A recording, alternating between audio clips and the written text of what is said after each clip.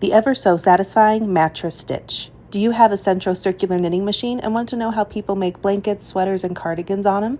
One way is to crank out long tubes and mattress stitch them together.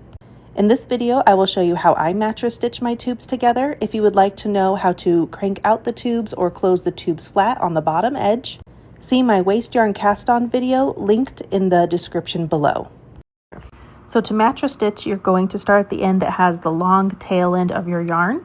And then we're going to pick on each tube. We're going to mattress stitch them together. So you'll see here you have your knit stitches that looks like a little V.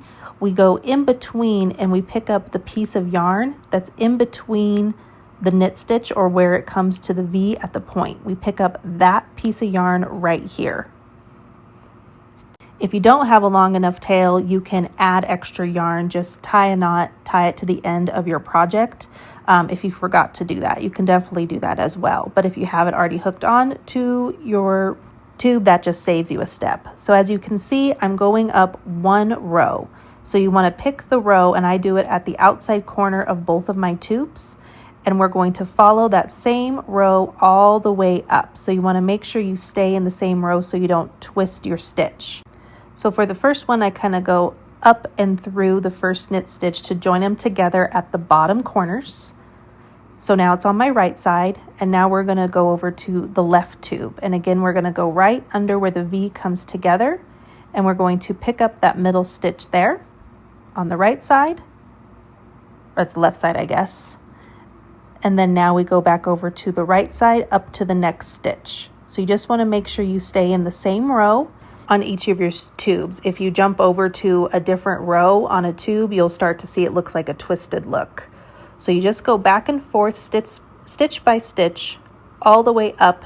Now in this particular video, I am mattress stitching 2 tubes together for my no frill sweater. I have the full tutorial on how to make a sweater linked in the video description below, but this is also how you can mattress stitch tubes together to make a blanket as well. And we just go back and forth side by side. And once you get a little bit going up, it kind of looks like a corset, or how you kind of lace up a bodice is kind of how it looks like when you're mattress stitching up. And then you can always check your work by pulling on this working yarn, and it should look pretty seamless as they come together. So I'll do a few more and then I'll pull it so you can see what that looks like. And then we're going to mattress stitch everything together.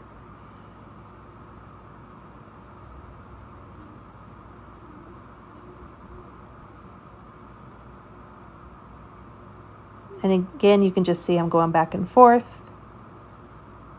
picking up that inner piece of yarn that's in the between the knit stitch, or where the V point comes together of the knit stitch.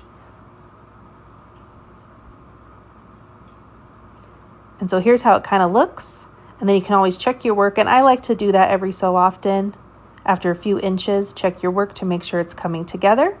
And it looks nice, and it doesn't look like we're twisting or anything, or we jumped over a row as well. If that happens, it's really easy just to undo a few of the stitches to get back on track.